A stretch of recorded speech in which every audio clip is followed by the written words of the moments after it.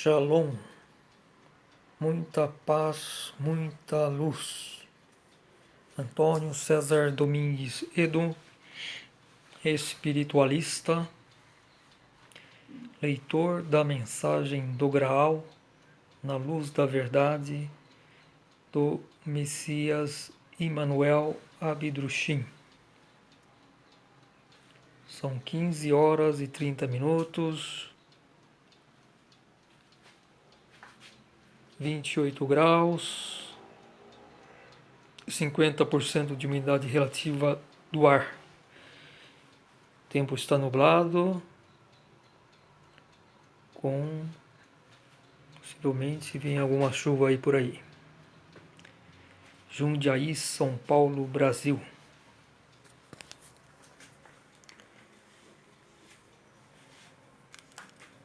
Vou fazer agora uma leitura da dissertação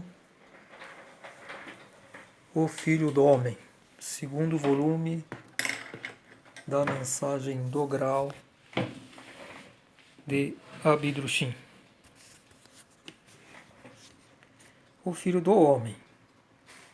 Jaz ainda um véu sobre ele e a sua época. Se em muitos espíritos está despertando um pressentimento vago, um anseio pelo dia de sua vinda, é certo também que muitos dos que sentem esse anseio passem por ele inconscientemente.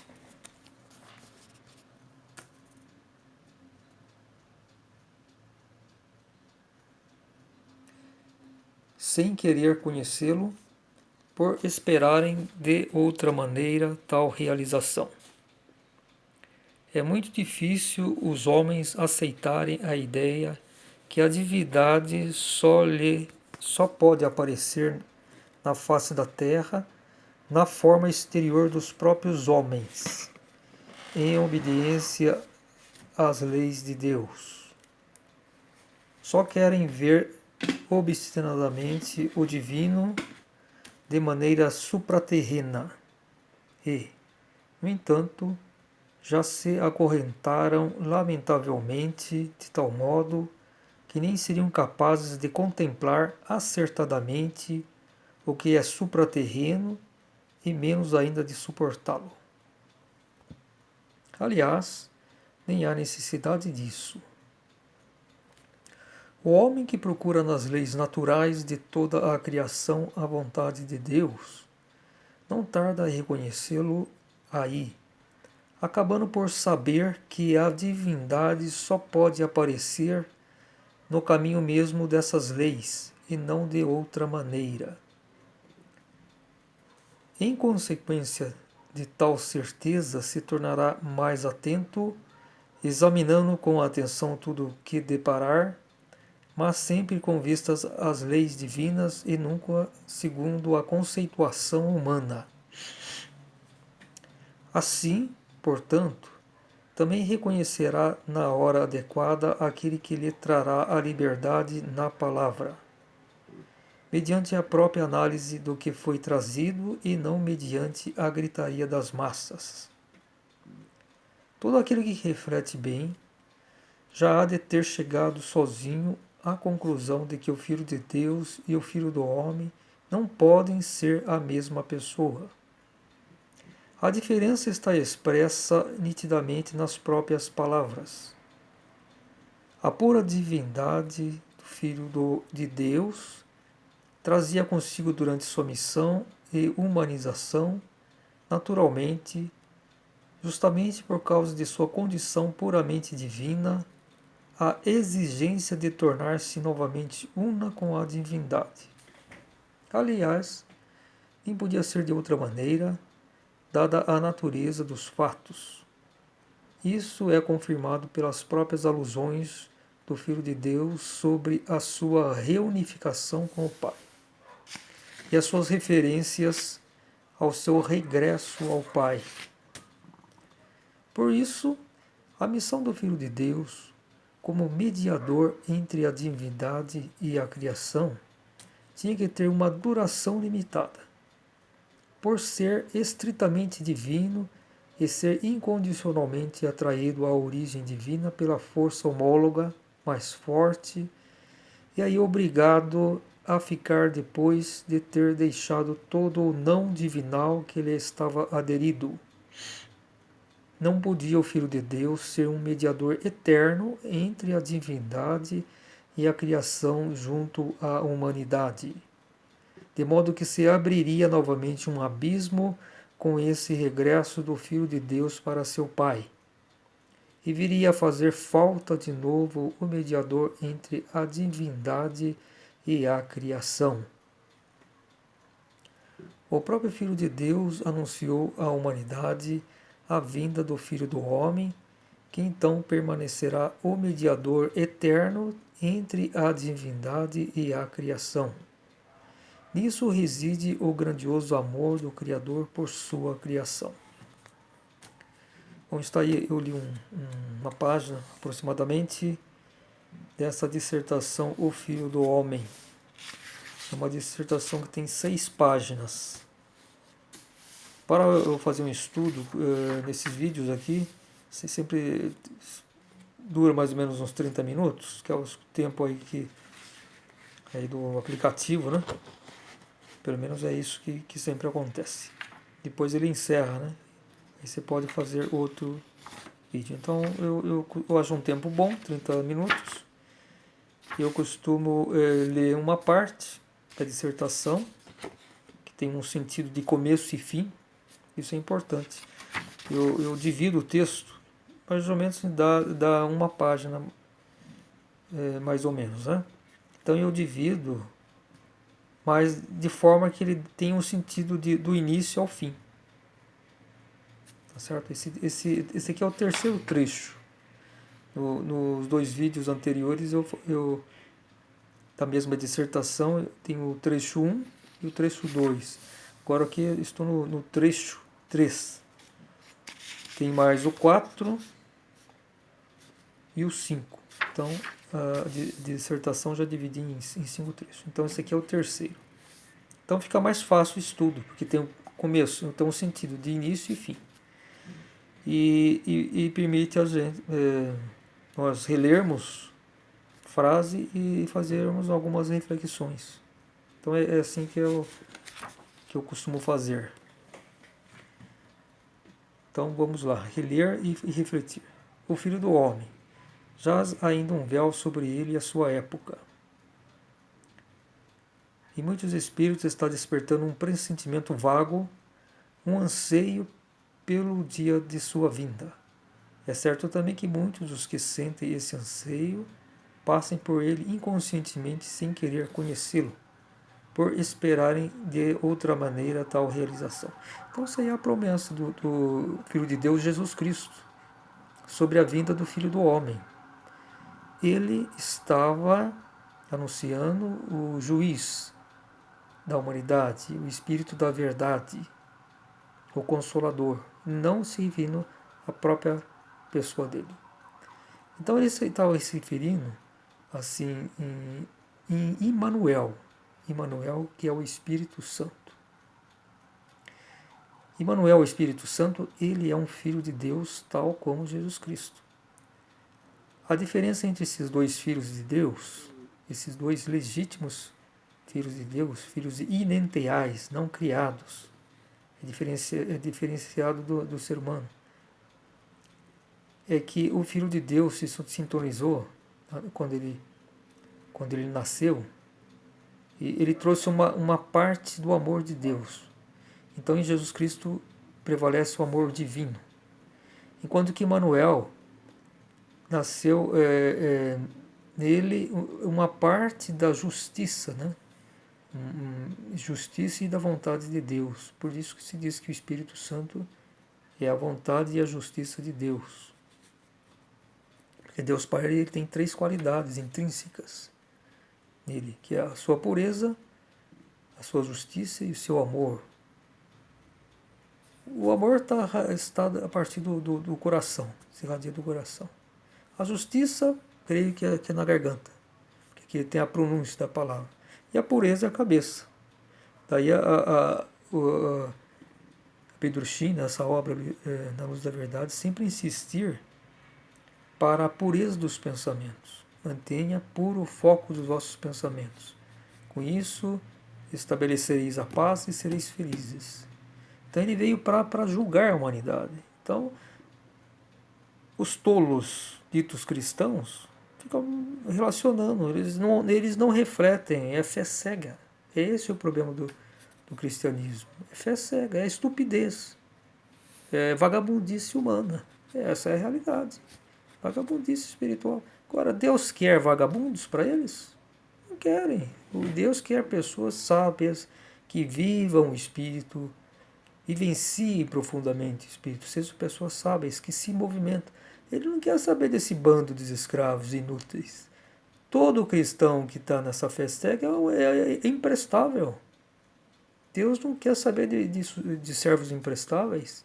Ele quer saber de servos úteis. Por causa disso que são joio. No juízo vão tudo para o inferno. Essa é a realidade. É fé cega, oca. Dogmas falsos. Eles não são capazes de ter uma reflexão. É só egoísta, coisas materiais, fantasia. Não quer sair. Então, eles teriam, se eles servissem mesmo a Deus, eles já teriam atinado que o Filho do Homem está aqui e que escreveu sua mensagem viva, a palavra da verdade, na luz da verdade. A mensagem do grau na luz da verdade. Mas não tirou, tem livre-arbítrio, quem quiser continuar na cegueira espiritual é o problema dele. Agora, o que se lamenta é que um contamina o outro. Essa é a questão. E vão todos abraçados para o inferno. Né? É um cego guiando outro cego. O que acontece quando um cego guia outro cego? Vão tropeçar e cair. Até cair no abismo final, né? E morrerem. Essa é a questão. Então, deixa os seus mortos enterrarem seus mortos. Então havia muita ansiedade das pessoas que liam a Bíblia, que tinham os relatos, mas que não refletiam acertadamente nessa vinda. Então fala que Jesus voltará. Não é que Jesus vai voltar, Jesus não vai encarnar novamente. É o Filho do Homem que estava prometido e que realmente veio. É muito difícil os homens aceitarem a ideia que a divindade só pode aparecer na face da terra na forma exterior dos próprios homens, em obediência às leis de Deus. Só querem ver obstinadamente o divino de maneira supraterrena e, no entanto, já se acorrentaram lamentavelmente de tal modo que nem seriam capazes de contemplar acertadamente o que é supraterreno e menos ainda de suportá-lo. Aliás, nem há necessidade disso. Então é aquela questão, né, que a divindade, se ela quer atuar aqui na Terra, ela tem que se encarnar. Então o Filho de Deus teve que se tornar homem, Jesus Cristo. Da mesma forma que Emmanuel, o Espírito Santo, teve que encarnar aqui na Terra para poder cumprir a sua missão adequadamente. Quando fica no espiritual, não tem como sentir exatamente a humanidade, conhecer os problemas, os enganos e assim atuar. Então tem que ser como nós, porque nós somos espíritos desenvolvidos, viemos encarnar, né, saímos do reino espiritual como uma centelha espiritual. Estamos aqui através das encarnações, cada um de nós já encarnou muitas vezes. E, então, posso dizer que 99,9% da humanidade são desses espíritos desenvolvidos, que saíram como centelha espiritual, no reino espiritual, e na sua ascensão aos reinos mais densos, foram adquirindo corpos adequados, um corpo enteal, depois um corpo anímico, que é de matéria fina, e por fim o corpo terrenal. Antes também teve o corpo astral, né? Que o corpo astral é uma espécie de forma, que ele por ser mais fino, ele molda primeiro o corpo físico, né? E a partir desse molde é que se forma o corpo mais grosseiro, que é o corpo terrenal, né? Qualquer molde, qualquer projeto, você tem um molde, você tem vamos supor, uma caneca, é, principalmente os produtos plásticos, né? Você tem que ter sempre um molde, qualquer peça, né? Para ir reproduzir em série, vamos dizer assim. O corpo humano é a mesma coisa. O molde é o corpo astral. A partir do corpo astral é que se pode formar o corpo físico. Daí quando acontece que pessoas que sofrem um acidente, por exemplo, um braço ou uma mão, sentem como se ainda existisse, né? É que o corpo astral ele não se amolda imediatamente. Quando perde um membro, por exemplo, no acidente, o corpo astral continua com a mão, por exemplo, a mão foi amputada, a mão do corpo astral continua, e depois ela se molda vagarosamente, né, ao corpo físico. Então é isso, só querem ver obstinadamente o divino de maneira supraterrena. No entanto, já se acorrentaram lamentavelmente de tal modo que nem seriam capazes de contemplar acertadamente que é supraterreno e menos ainda de suportá-lo. Aliás, nem há necessidade disso. Não há necessidade de suportar o divino, né? Nós temos aqui nos adequar à vontade de Deus, à vontade divina, apenas isso. Na nossa simplicidade temos que cumprir o nosso papel. E o papel final é obter a autoconscientização espiritual. Essa é a única forma de nós regressarmos à nossa origem conscientemente.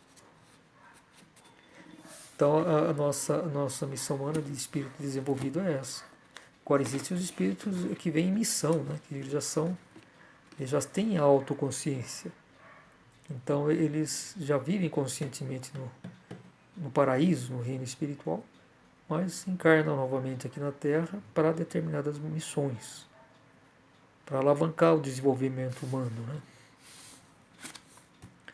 O homem que procura nas leis naturais de toda a criação a vontade de seu Deus, não tarda a reconhecê-lo aí, acabando por saber que a divindade só pode aparecer no caminho mesmo dessas leis e não de outra maneira. Então tudo é conforme as leis. E quais são as leis? As 4 leis principais que existem na criação. O resto são tudo derivações. A lei do movimento necessário, né? A lei que tudo tem que se movimentar. Para se sanear, temos que movimentar, tudo é movimento. Nada está parado e fixo. Quem ficar parado, inclusive na questão espiritual. A lei do movimento vale para tudo, né? Para os nossos corpos físicos, para os sistemas estelares, galáxias. Se não tiver movimento, tudo se atrofia e morre, tem um fim. Então, no campo espiritual, a mesma coisa. Então, o que está existindo? Não está existindo um movimento espiritual nessas religiões humanas, especialmente na cristã. Então, se não tem movimento, é morte. Morte espiritual. Então, nas leis, na criação, podemos observar todas as leis, né, que existem, as leis de Deus, né? Então, na observação da criação. O homem que procura nas leis naturais de toda a criação a vontade de seu Deus, não tarda a reconhecê-lo aí, acabando por saber que a divindade só pode aparecer no caminho mesmo dessas leis e não de outra maneira.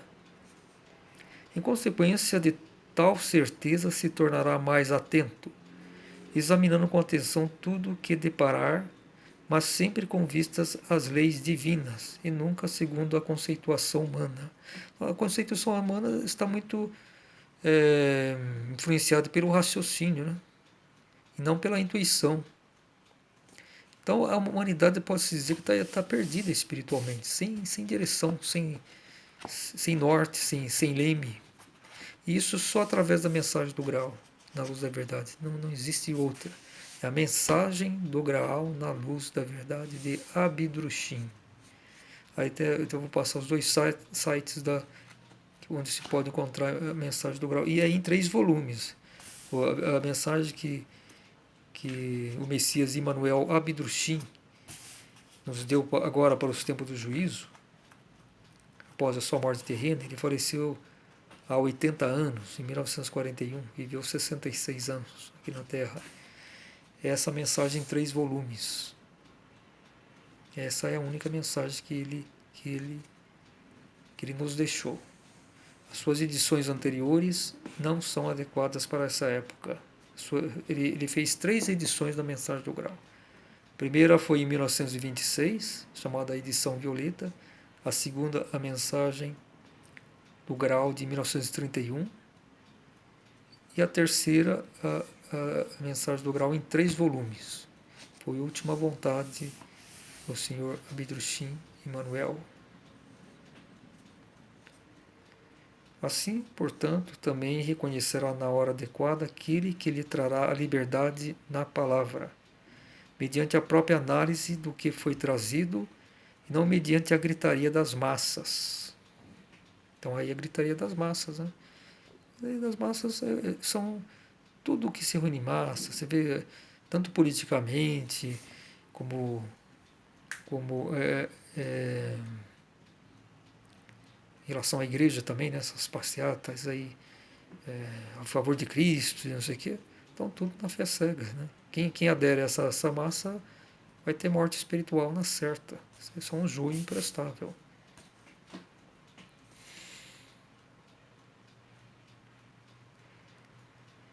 Então, repetindo novamente, o homem que procura nas leis naturais de toda a criação a vontade de seu Deus, não tarda a reconhecê-lo aí, acabando por saber que a divindade só pode aparecer no caminho mesmo dessas leis, e não de outra maneira. Em consequência de tal certeza, se tornará mais atento, examinando com atenção tudo o que deparar, mas sempre com vista às leis divinas e nunca segundo a conceituação humana. Assim, portanto, também reconhecerá na hora adequada aquele que lhe trará a liberdade na palavra, mediante a própria análise do que foi trazido, e não mediante a gritaria das massas.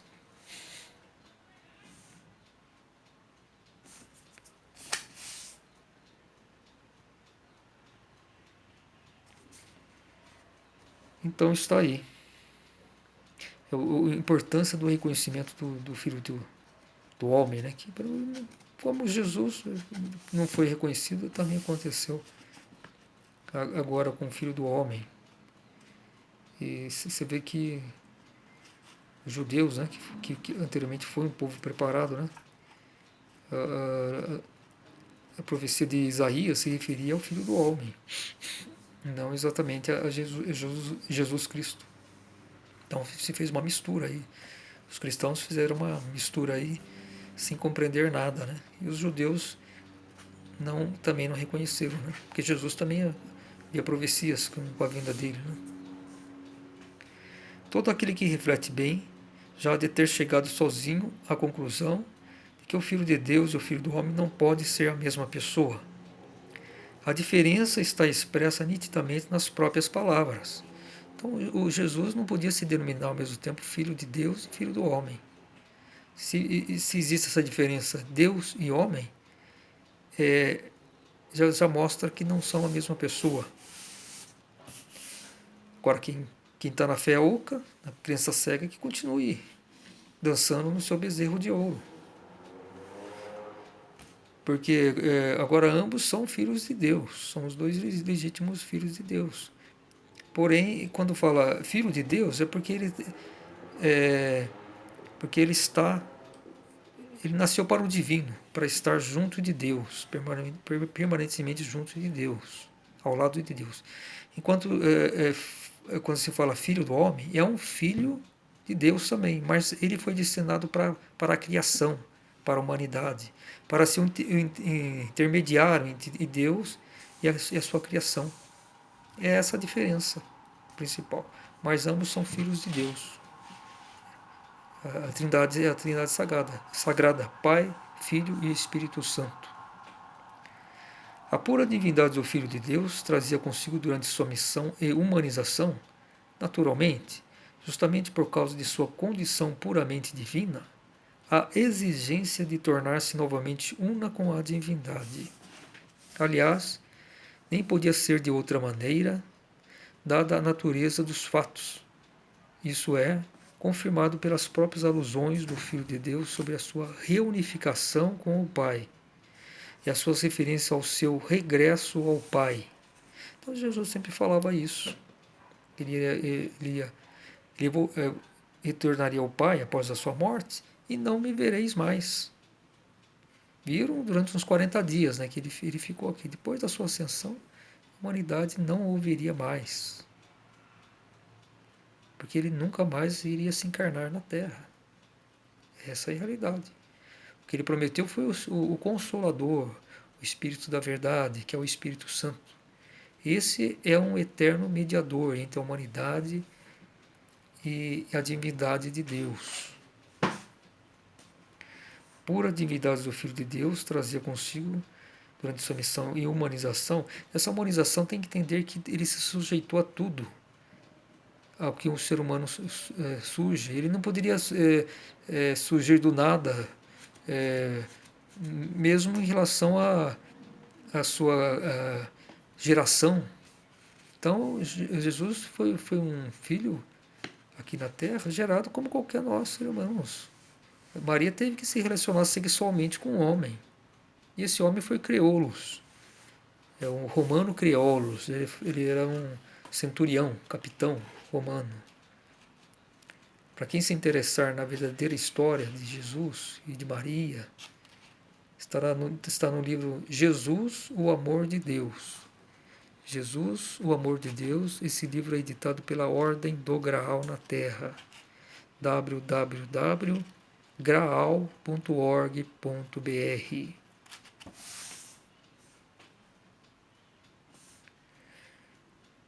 Naturalmente, justamente por causa de sua condição puramente divina, a exigência de tornar-se novamente una com a divindade.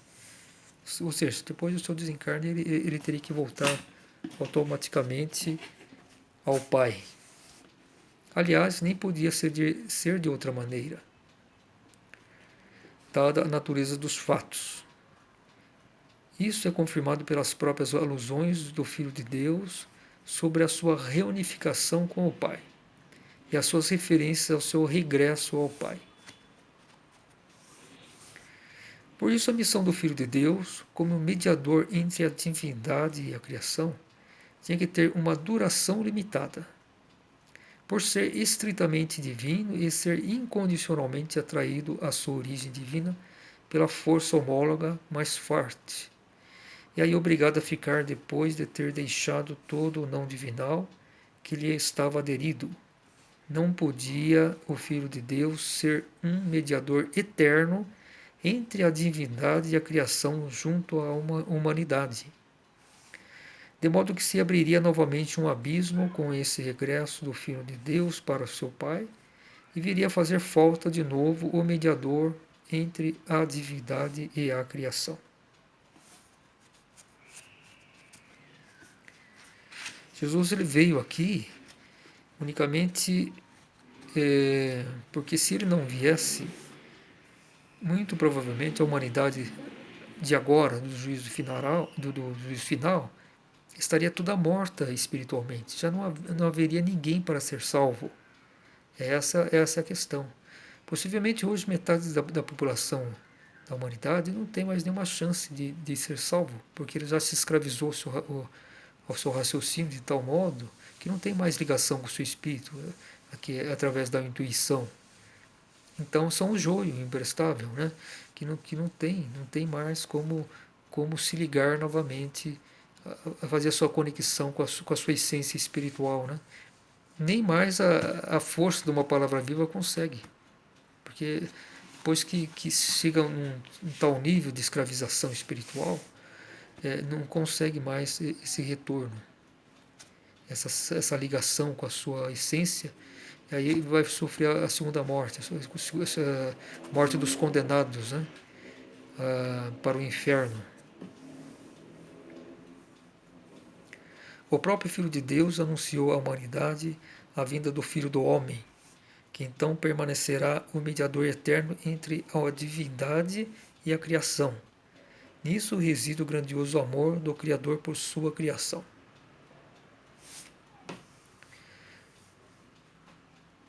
Bom, o vídeo hoje já está indo para o final. Eu vou procurar encerrar logo, ou então eu vou deixar encerrar automaticamente. Então é isso. Hoje a humanidade precisa saber quem é o Filho de Deus e quem é o Filho do Homem.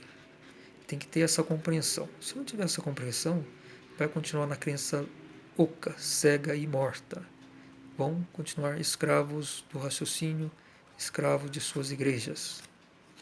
Nada do que existe nessas igrejas cristãs é verdadeiro. A sua essência é falso, é das trevas. Então atentem bem, quem quiser se deixar doutrinar por uma religião dita cristã, não tem nada a ver com Cristo. O próprio pensar humano, os próprios desejos humanos já vamos dizer assim, enterrou a palavra viva de Cristo. Não existe na boca de nenhum desses ditos cristãos a palavra viva de Jesus. Tudo está contaminado com a crença cega e morta, oca. Ora, quem quiser continuar se iludido, que continue. A ilusão, como nós todos sabemos, a ilusão amorosa, seja em questões espirituais, um dia chega ao fim. Essa é a verdade. Toda ilusão um dia vai ter um fim. E esse fim, se não acordar ainda em tempo, será muito trágico, né? Muito bem, então vamos encerrar esse vídeo. Shalom, muita paz, muita luz.